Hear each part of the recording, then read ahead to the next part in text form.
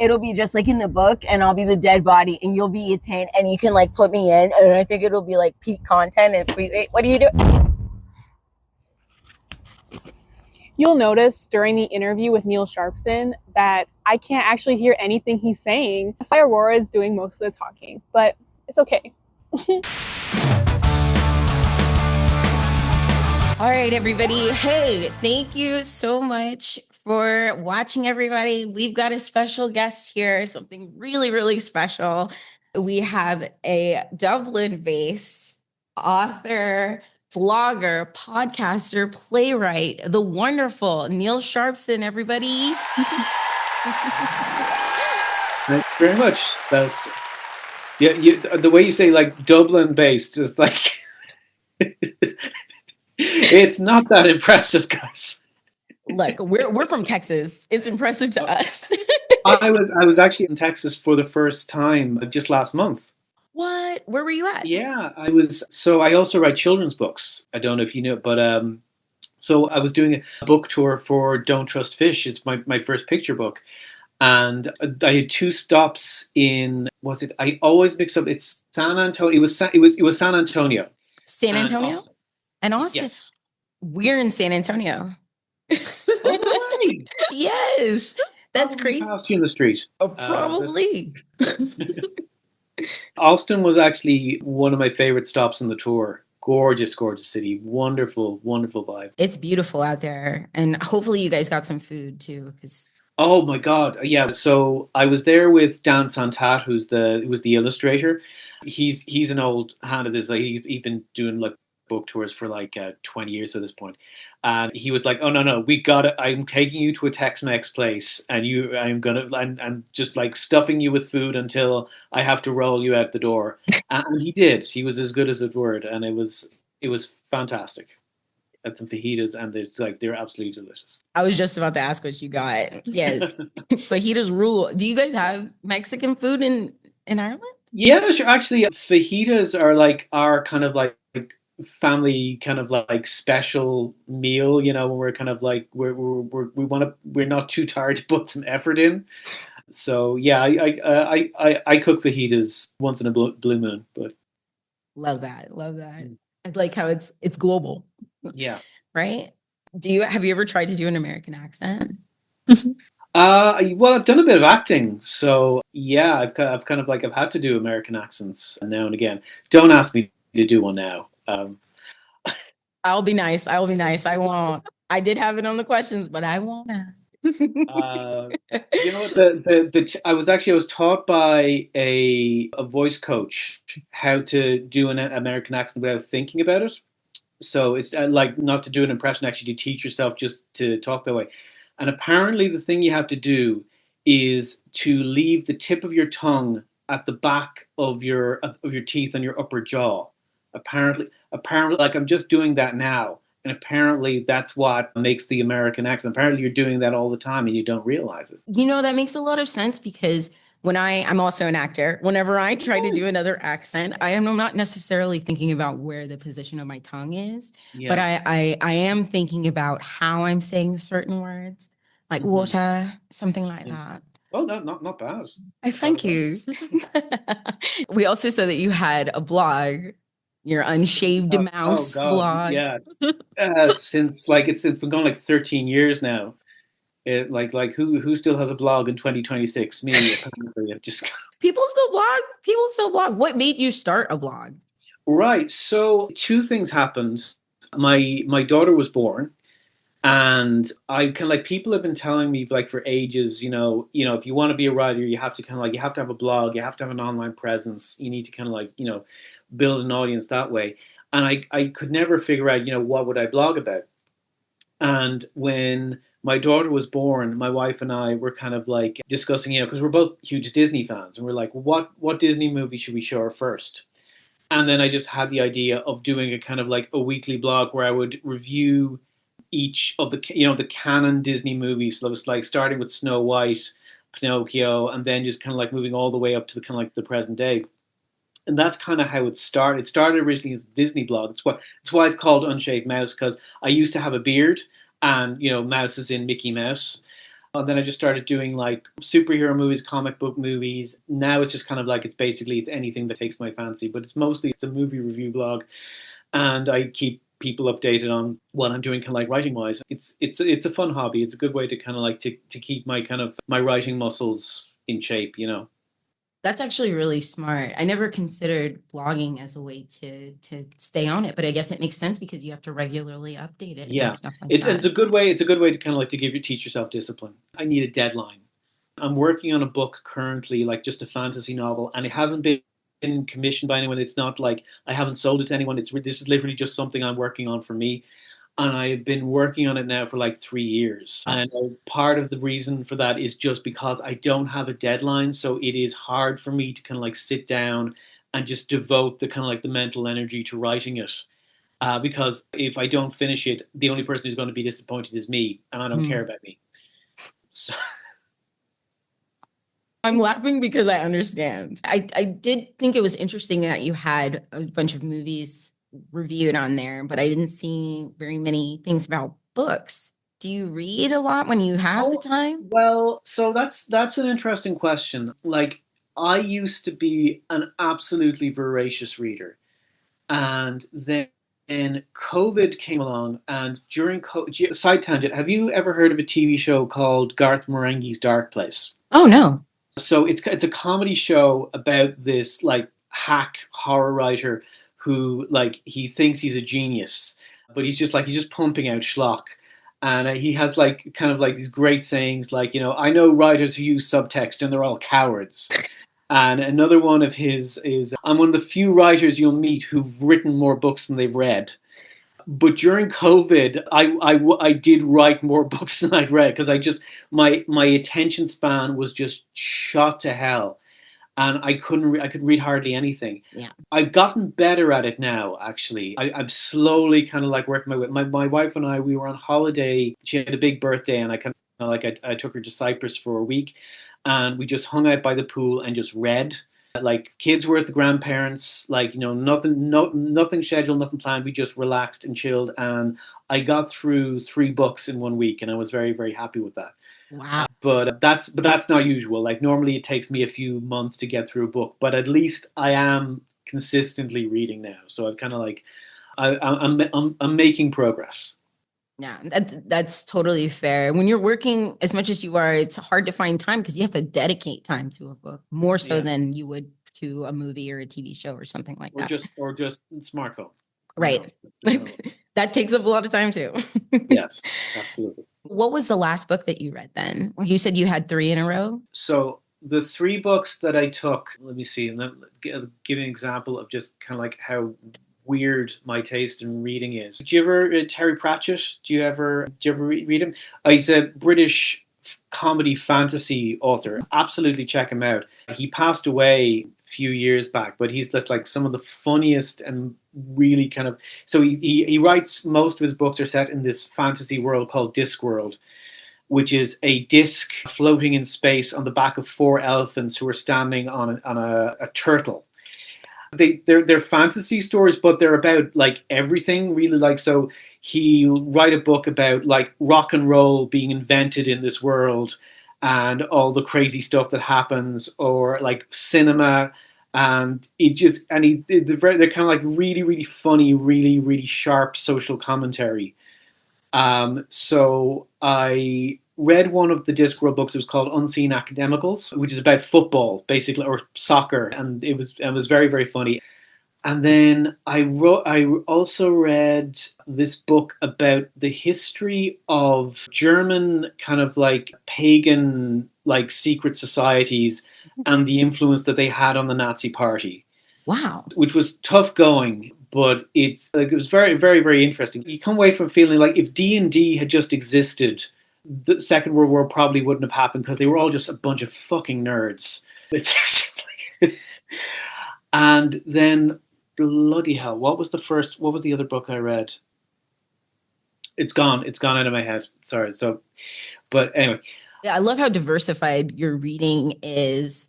They kind of leads into another question. I've noticed that you've written 2 horror books, a science fiction novel, and a children's book. I also saw you have another upcoming children's book. And so those are different areas somewhat in the writing world. Do you ever feel pressured to identify as one type of writer over another, or does that not matter to you? So not pressured to identify, I suppose. And there's like, I mean, I just say I'm a writer who writes horror and science fiction and children's books rather than I'm a horror writer or a science fiction writer. I would say in terms of adult stuff, I think I'm more at risk of just kind of like of people saying, oh, he's a horror writer, just because the way my career has kind of gone. I kind of like I found, I think, a bit of a home with Zando, who were kind of like a horror publisher. Mm-hmm. So I'm kind of like, I'm getting kind of like steady work from them. So I think I'll be probably writing predominantly horror for kind of like for the foreseeable future. But no, it's not something like as I said, like I'm working on a fantasy novel at the moment. I love doing this. Like even if I wasn't kind of like making a living from it, I'd still be doing it. I mean, I've been writing since I was 8 years old. You know, wow. It's just kind of like, it's always been like I was helping my daughter with her maths homework today, and I got the eternal question, you know, like, what am I going to be using this in the real world for? I had to say, well, you know, you don't know what you're going to be doing as an adult. You might be using this. And you said, no one knows what career they're going to take on when you're your age. And she looked at me, she said, you knew exactly what you were going to be when you were my age. You knew you were going to be a writer. And it's like, okay, but I'm different. You're like, I'm special though. I'm the special, yes. And I still had to do my maths homework anyway. So, you know, that won't work on me. But yeah, no, it's a passion for me. So I don't worry about that. It's just kind of like, I'm going to write what I want to write anyway. So if people want to call me a horror writer, that's absolutely fine. It's not wrong. I do write horror. But no, I know I'm going to write it anyway. So yeah. I don't worry about that.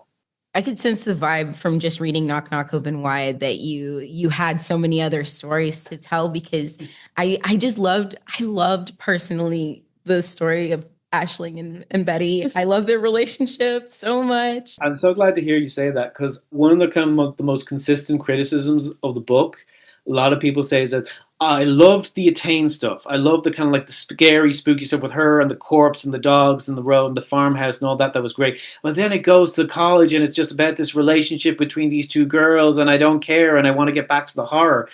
And for me, you can't have the horror if the relationship between Aisling and Betty doesn't matter. That's the kind of like, that's the heart of the book. That's not there, then it's just a bunch of awful stuff happening to people and there's no point to it.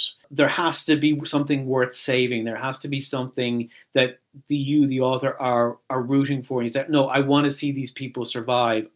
I want their love to get through this. And for me, it's kind of like, I don't really get the point of a horror novel where it's just death and horror and awful things happening. I think there has to be some kind of like something good to counterbalance that.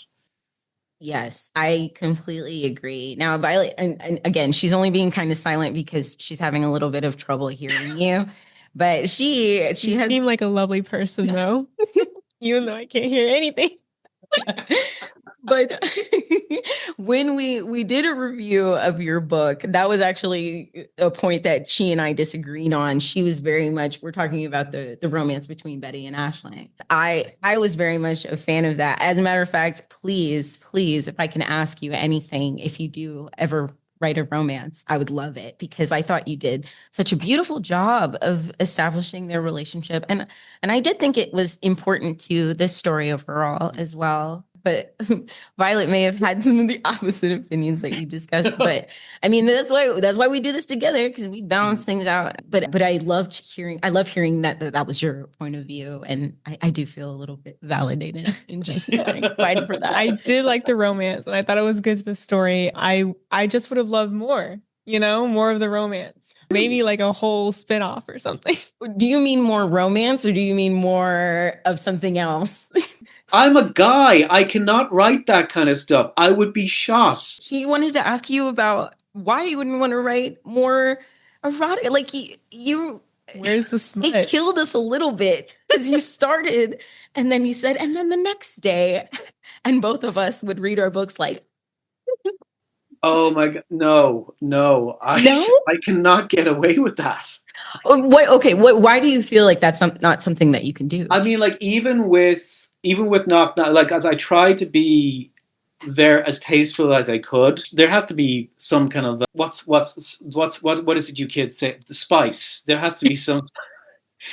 But if I write kind of like 40 pages of explicit lesbian sex, I can't get away with that. I will be getting like even the little bit that I had kind of angry reviews on Goodreads saying, this perverted man should not be writing about this kind of thing, So I was already way close to the line with what you got.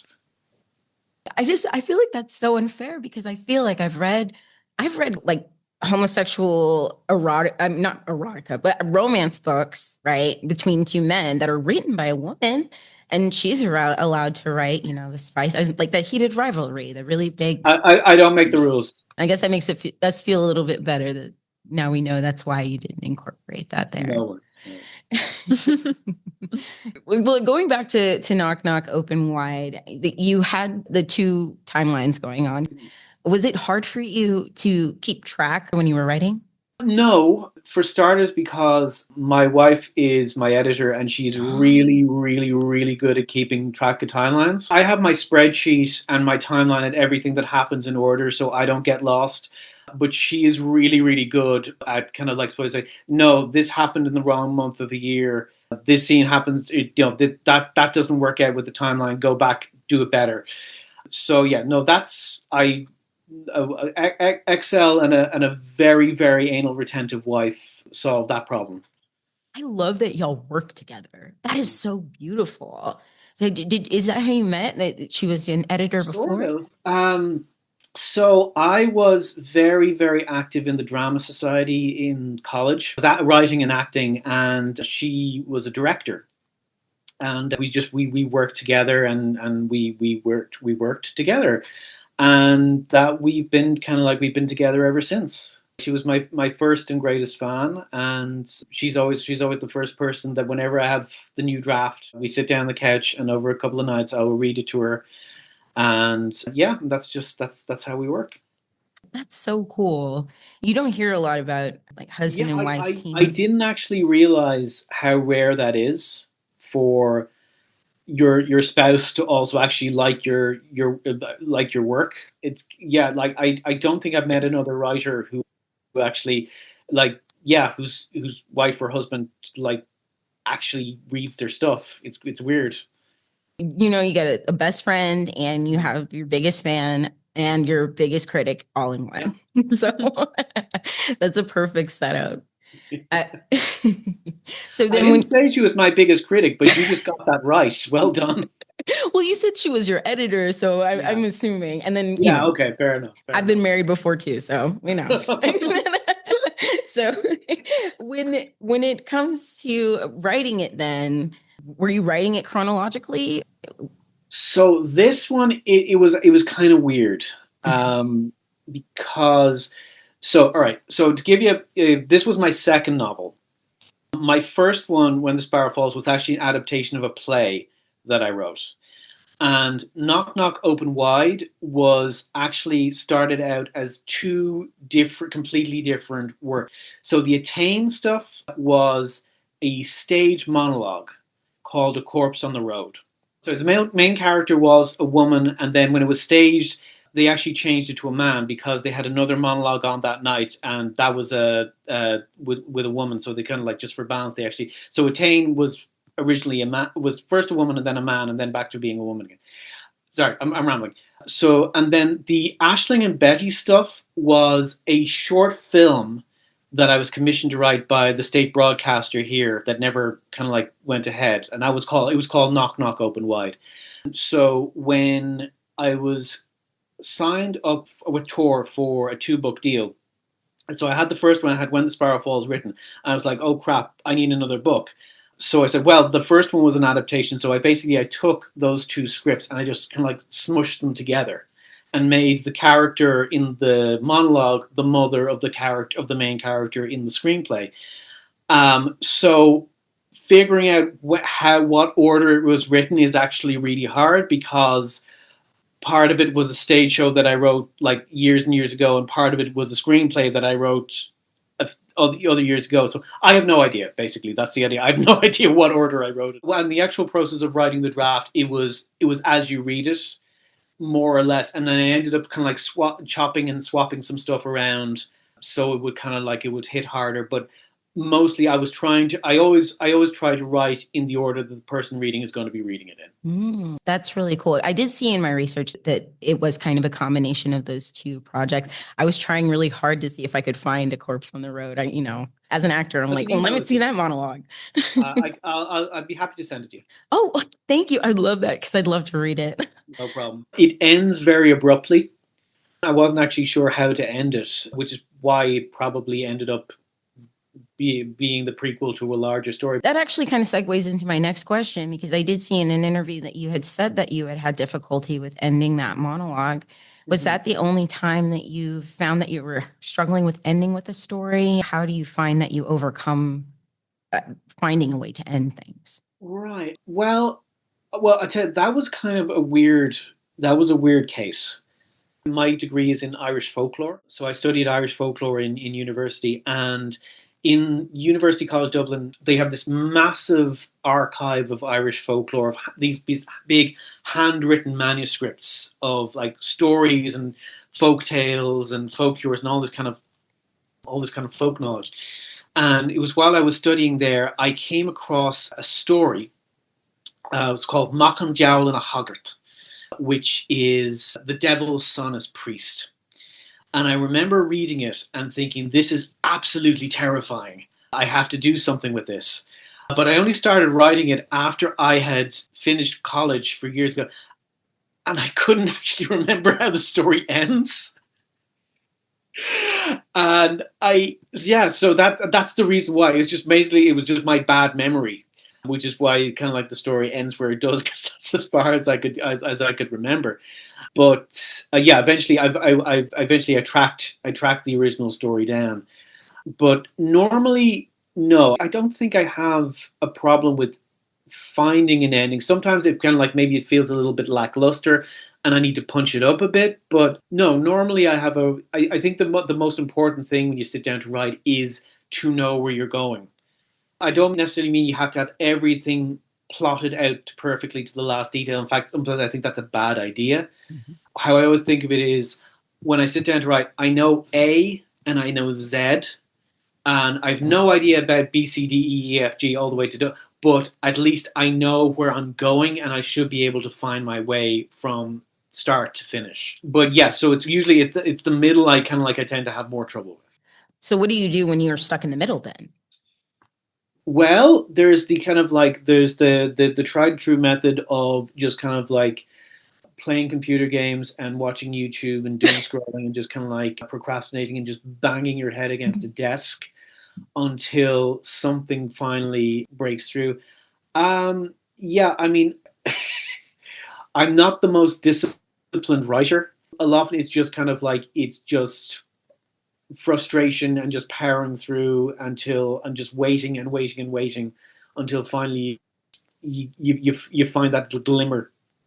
When I did a playwriting course in the Abbey Theatre, and I had a chance to meet Tom Murphy, who was like one of the greatest Irish playwrights of the 20th century. And he described writing to me as, he said, you're standing in a forest and a shadow moves and you pursue it. I thought that's, which I ended up getting as a tattoo because I wanted to remember that. But that is kind of like the thing about that is sometimes you're standing in that feckin' forest for a long time while you're waiting for something to move. And you can't really, I don't think you can cheat that, or I can't cheat that. I'm sure there are writers out there who have like fantastic techniques that always work, but they always work for them. I'm always a little cautious about giving people writing advice because it's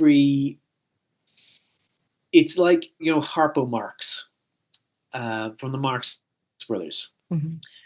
So he was an absolutely fantastic harp player, and he was entirely self-taught. He kind of like he saw a harp in the shop window one day, and he spent all his savings on it, and he took it home, and he just taught himself how to play the harp. And he was always incredibly self-conscious that he wasn't classically trained. So when the Marx Brothers became huge and he became a kind of like a big celebrity, he would hire professional harpists to come and actually teach him how to play properly. And they were always just so amazed by watching him play, because he played like no one else, because he taught himself entirely. They would never actually teach him how to play because they didn't want to ruin this unique way of playing that he had. And I kind of feel the same way about giving people advice on writing. Every single writer is Harpo Marx. Every single writer is unique and has their own brain and their own experiences. And I worry about, like, I could give you some advice and it would be terrible for you and it would completely destroy your creative process, and maybe it's like set you back for years. The only advice I give people is always be reading, always be writing, always be honing your craft, always be reading stuff and learning what you like and what you don't like. And when I say always be reading, like, it can be crap. Bad art is one of the best motivators to create good art I know. I started writing plays because I was forced to read an absolutely terrible fucking play in school. And I literally thought to myself, I could write a better play than this. And I did. It was terrible, but it was still better than the play that we had. So it was an unqualified artistic success because I actually did what I set out to do. So yeah, that's I've rambled on for how long now, I don't know, but I hope there was an answer there to your original question. Genuinely appreciate your honesty on that. You really did a good job. You didn't go off too much. You're a liar, Aurora. No, you are a liar. No, because I completely agree with you. And again, like we're both writers, right? And we actually met through a writing group at the public library. Shout out public libraries.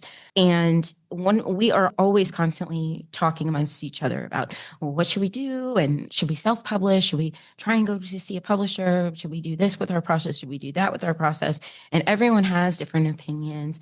And sometimes, even if you go online and you look up, oh, what am I supposed to do when I have writer's block or something like that, you'll get a bunch of answers, and a lot of them are really idealistic.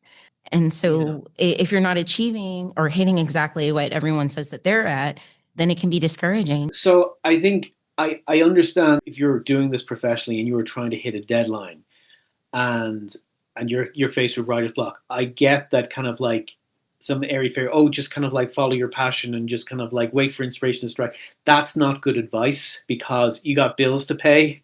What I try to keep to is, if I look at my word count, so the fourth digit from the right, so the kind of like the 1,000 number, I have to keep writing until that goes up. Now, that doesn't mean I have to write 1,000 words a day, but what it means is if I have a good day and I go over that, then I have something saved in the bank for if tomorrow, I'm not feeling it and I'm tired and I'm cranky. So then maybe I only have to write 500 words or 200 words just to get me over that hump. And it's kind of like, I find it quite useful because you should on average be getting around 1,000 words a day, but it's not so rigid that you're kind of like that. If you hit a bad round, you keep failing and failing and failing and failing, that you don't get too discouraged. I think it's a nice mixture of discipline and a little bit of flexibility. I love that. I'm definitely going to use that. I have some writer's block right now and I have a deadline. So. Well, is it inspiration writer's block, or is it like you don't know what you want to write, or is it you know what you want to write, but actually getting the words on the page is tricky. It's more so putting everything on the page. It's one of my first historical fiction, so it's a script. And so we're only presenting it as a table read for right now, but I'm trying to include a part of the history.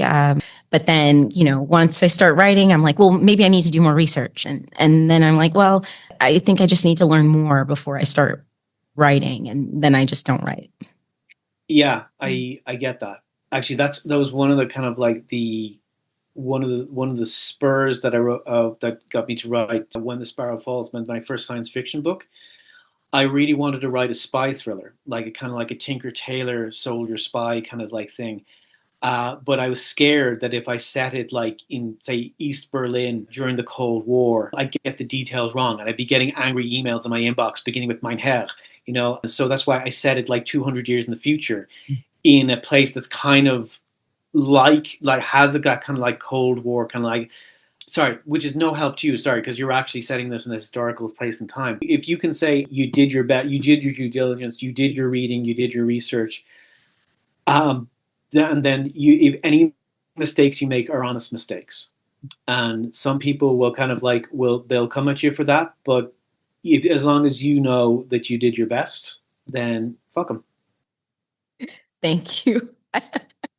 Thank you. Actually, you know, I'm definitely going to take that because I feel that pressure. I'm like, I don't want to be wrong, but that's all right. And especially when you're writing with these kind of like these incredibly important themes, like, yeah, it is important to get it right, and it's important to honor the history, but there's never been a history book written that didn't get something wrong. Mm-hmm. You know, that goes double for historical fiction. Like one of my favorite movies is Michael Collins, which is a movie about the Irish independence fighter back in the 1920s. And that movie, like, it gets a lot of stuff wrong. It gets a lot of details wrong. But by and large, I think it keeps to the spirit of history, if not necessarily the letter. You walk away with I think a good broad strokes understanding of the main players in that era of history and what they were fighting for and the course of events. And like, you know, the people with nitpickers say, oh, there wasn't actually a tank on the pitch during that massacre, and you know that person wasn't really there, he was arrested, you know, months later and all that kind of stuff. But the broad strokes of history, I think, are honored, and I think that's what historical fiction does. It's not a textbook, it's not a perfect historical reenactment, but it has to, as long as it captures the spirit accurately, I think that's the important thing. That kind of relates to folklore. I mean, it's not the same as history, right? But when you are incorporating folklore into your work, because I know, obviously, Knock Knock Open Wide, you have it here that you were saying, don't use this as guide for Irish folklore. But how were you able to determine how much of what my inspirations I'm going to use, and then how much I'm going to actually make up myself? Right. This is something I really worry about. First of all, folklore there is no canon. Like with folk, this is oral tradition, and like I can tell you go, and if you go into the folklore archives, and you will find dozens of different versions of the same story, and it's not that one is correct. They're all, so I kind of like, in a way, what I say in the kind of like the afterword in Knock Knock Open Wide is I'm telling my own version of this story. And by doing that, I'm just one in a very, very, very long line of Irish storytellers going back like thousands of years. Every version of the story we tell gets changed and passed on to the next generation, and changed and passed on, and changed and passed on. Which I don't take as permission just to go like hog wild and do whatever I want. I think you do still have to honor the spirit of the stories, and not introduce something that just I don't know. It's kind of it's a hard thing to describe, but like if you say if I wrote a story about a banshee, but I just turned it into a vampire, like the banshee is now drinking people's blood, that would feel wrong. You know, that would feel that's something from a completely different tradition, and I'm probably just putting that in because it's more marketable. Mm-hmm. So it's just something you have to be, as a writer, you have to use your own judgment. If you can say, okay, I am happy with this. I believe that this is kind of like, I am honoring these stories while not being slavishly beholden to them. then that's all you can do. And and people will disagree, and that is their right. And they can write a book. Exactly. Or just diss my one. It's kind of like it's a it's free country. Yes, for now. But no, hey, we're doing fine. No, yeah, you have a free country. I did look into A Devil's Son is Priest, and when I was looking that up, there were like 6 different versions of what happened in that story, and I was like, oh, that's really interesting. Well, from an Irish perspective, it's kind of really funny because the version of the story I took was actually by Peig Sayers, who was a famous storyteller who lived on the Great Blasket Island off the coast of County Kerry. Where actually I proposed to my wife on that island, actually. But she was kind of notorious because she wrote an autobiography which about just peasant life on a remote island off the coast of Ireland in like the late 19th, early 20th century. And accordingly, it is bleak as fuck. And that book, that autobiography was kind of like was mandatory reading in Irish schools for a good few decades. And everyone who grew, like my parents' generation, fucking hated this book. So it was in Irish, and it was just kind of like, oh, it's so miserable, and all my children died young, and I'm an old woman now, and what was the fucking point? And you're just like, kill me now, kill me now, kill me now. So the fact that this story, this incredibly dark, messed up story came from Peig Sayers of all people was just kind of like, it absolutely blew my mind. It was just like, and again, it's saying before, if this was the version of Peig, if this was the Peig Sayers that generations of Irish school children had been introduced to, maybe Irish would be a lot more widely spoken today. Less miserable peasant life and more corpse fucking. That's the way to go. The corpse fucking, that threw us for a loop. I had to make the note. I said, I didn't come up with this. I didn't. This is not my fetish or anything. I didn't make this. This is an actual, authentic Irish tale. Don't yell at me. Don't cancel me. This is our history. This is culture. This is why I like to read from authors who are from different cultures, because then we get stories like this one where you're like, okay, that's not what I was expecting. Is this what you want, really? I mean, yes. A different kind of spice than we were talking about earlier. Oh my! But How long did it take you to get your first novel published? And did you ever try to self-publish, or was that not in your mind? How did that process work for you? So it was kind of like there was a false start or two. I had another play that I kind of like that I turned into a novel that I sent around to agents, didn't get anywhere with that.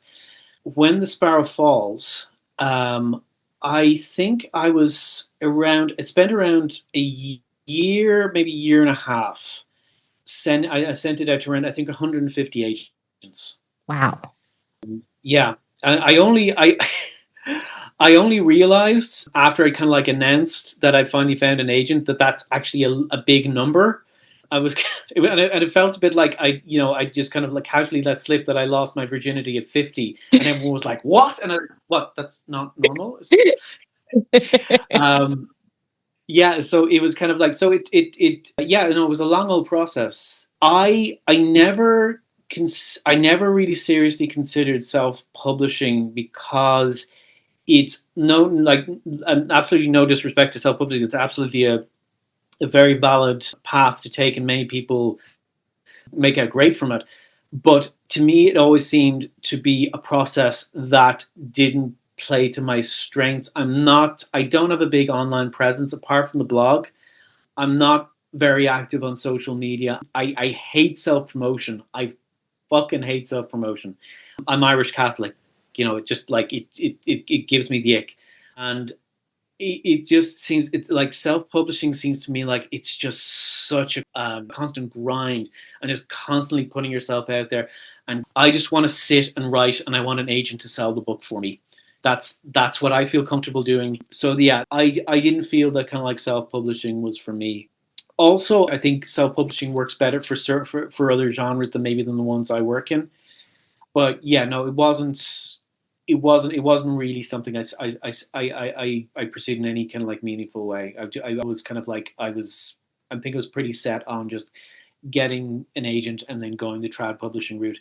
Also, it's an ego thing as well. You kind of like, you want the valid.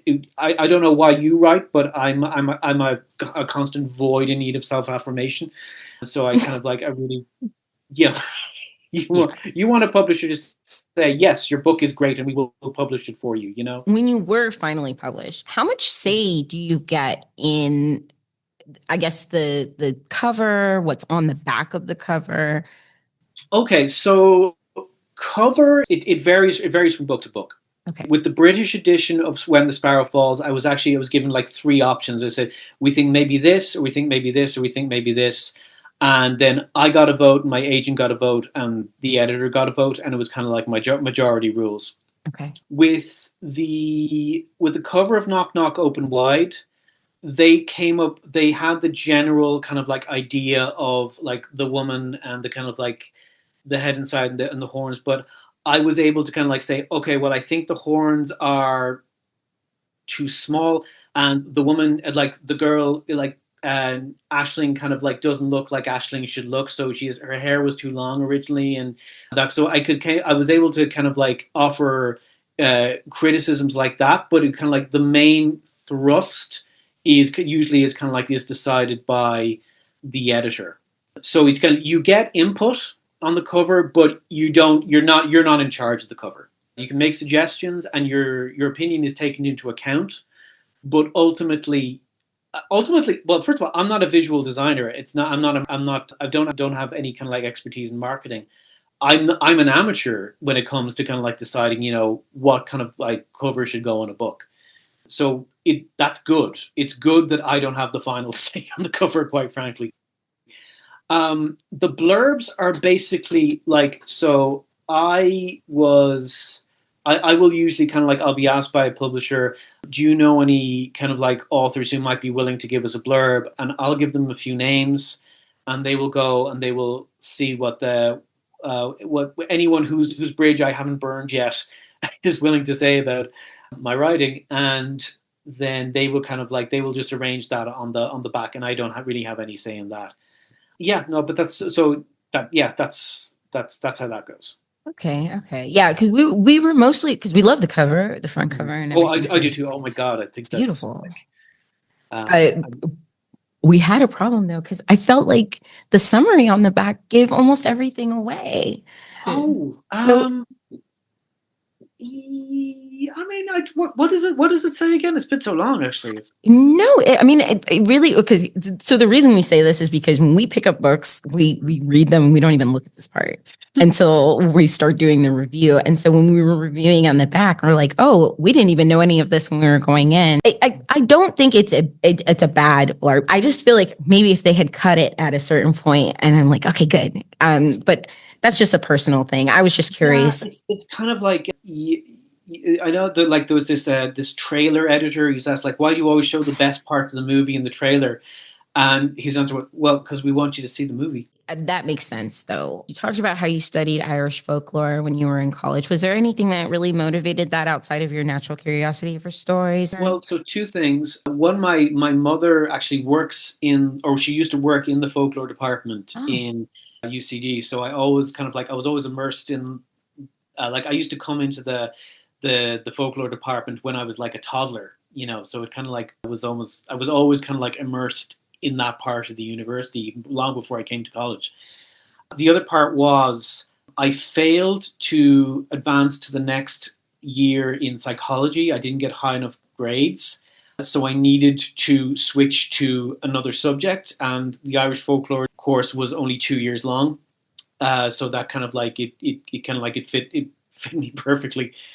So yeah, combination of just kind of like familial connections and academic mediocrity. It's funny how sometimes your failures kind of push you in a specific direction, you know, and then I have been failing upward my entire life.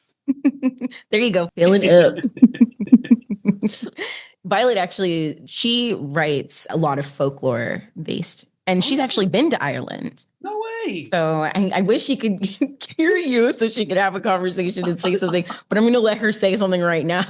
Yes. So yeah, dude. I went to Ireland and I stayed for about a month. I went to Galway and I stayed at a small town. I think it's called Doolin, where the cliffs are. Yeah, I think. And then I passed through Limerick, and then I went to Dublin, and then I went into Northern Ireland, into Belfast. And then that's when I crossed over into Scotland. But yeah. You crossed over, you died, and then went to Scotland. I dove right in. That's fantastic. That sounds like Galway's lovely. It's a beautiful, beautiful little town. That sounds like you had a fantastic time. Yeah, she tells me about her trip all the time. It's so awkward. But she tells me about the trip all the time. And I'm like, we've been discussing going to Europe together eventually. And so I'm like, Ireland's on the list. And awesome.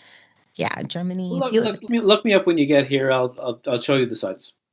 Thank you. We definitely will.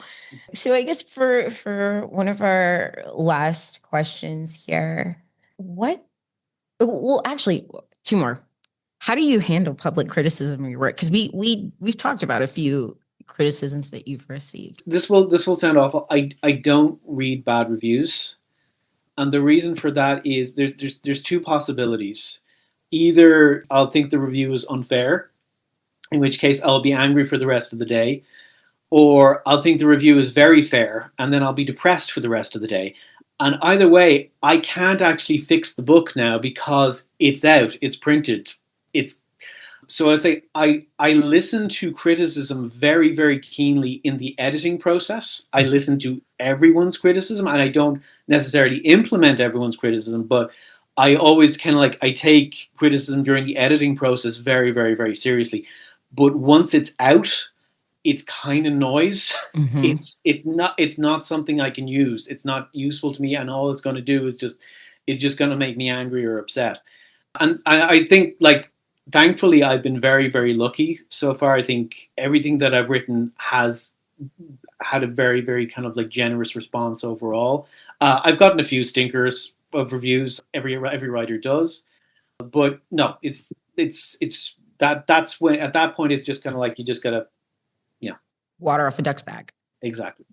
Yeah. No, I like that approach because it can be tempting to take it all in, right? Oh yeah. But you can't do that. It can't affect you. I love how you're once it's done, it's done. There's nothing that can be done.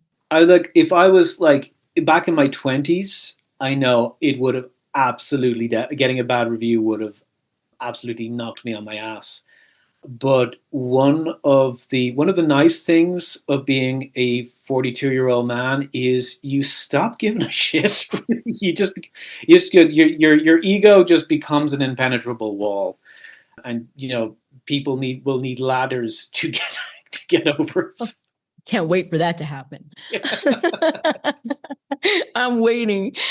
Thank you so much again for speaking with us. Besides what you said about continuing to read and continuing to write, what else would you tell anyone who's interested in becoming a writer? I'll tell you. So avoid a pitfall that or if you can, that I fell into is that there was a time when I started. I kind of linked my sense of self-worth to how well my writing was doing. Which is a really, really bad idea for all kinds of reasons. But how well your writing is doing depends on so many factors, only a handful of which are actually in your control. So it's the writing is, I think, the one area of human endeavor where it's preferable to be selfish. And I would not say that about anything else, but your writing does actually have to be for you first and foremost. It has to be something that brings you joy, and it has to be, and you can't do it to please other people. it has to be something that once you finish it, even if even if it never gets published, even if no one ever reads it, you know that you wrote it and you're proud of it, and that's enough. And if you find out how to do that, tell me how. I will forward you the email right away. No, thank you. Thank you so much for speaking with us, Neil Sharpson. We loved your book, and we really appreciate you taking all the time to talk to us. Please, please, please let us know more about any other books that you have upcoming so we can post about it on our page. I will do. I'm currently working on another horror novel for Zando. It's called Hell Puppies. Hell Puppies? Hell Puppies. I love it.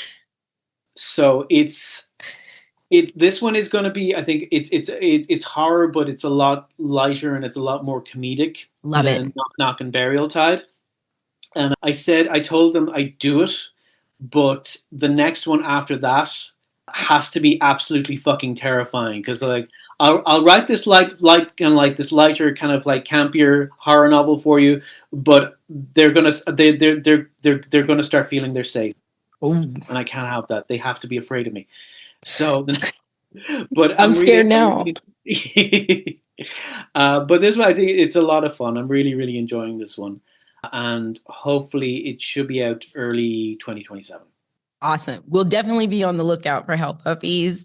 And man, thank you so much again for speaking with us. And I hope you have a good rest of your evening. I'm probably going to bed now, but thank you so much. All right. Well, sleep tight, and thank you for talking to us. Absolute pleasure.